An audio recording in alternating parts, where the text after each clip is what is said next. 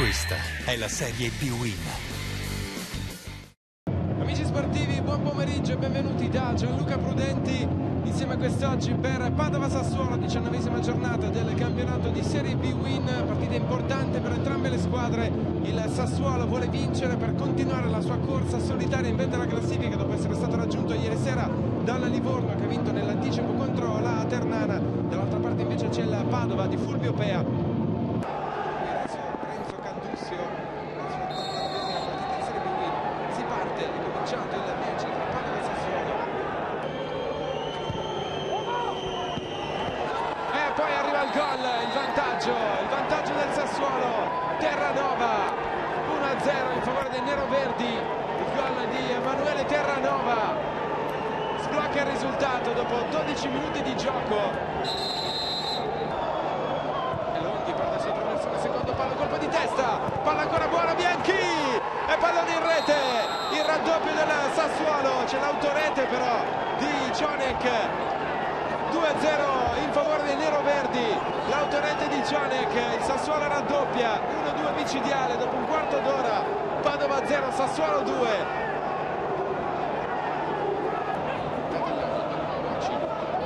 Spazio, ci prova, non trattiene Rania in due tempi.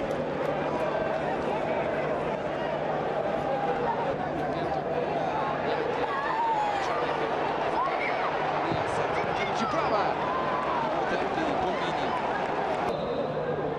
parte Cutolo, pallone a centro area, manca il tiro, Raimondi, Cutolo, attenzione a sinistra di Cutolo, entra in area Cutolo, poi è costretto a uscire, colpo di tacco indietro, colpo di testa, palo!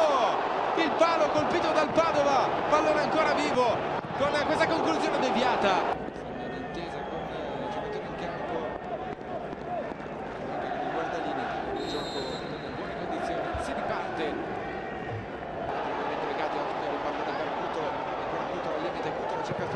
Cutolo, pallone respinto, Raimondi fallisce ancora una volta il gol del 2-1. Sinoli entra in area con l'esterno, dall'altra parte Bocci, il match point, pallone in rete, 3-0, arriva il gol di Richmond Bocci che mette a segno la sua 8ª rete stagionale, ma soprattutto mette la parola fine al match. Padova 0, Sassuolo 3 al 14° del secondo tempo. Il calcio del poker, giocato subito da Berardi, il giallo, l'indirizzo di Renzetti,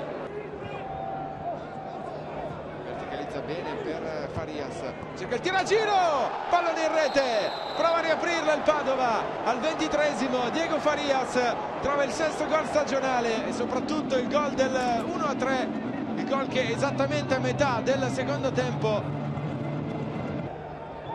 Berardi 1-2, ancora Bianchi a terra in area, e arriva il fischio dell'arbitro che comanda un calcio di punizione in favore del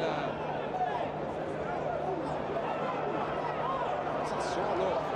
Sembrava simulazione, e intanto proprio in questo istante con 10 secondi di anticipo arriva il triplice fischio di Candussio.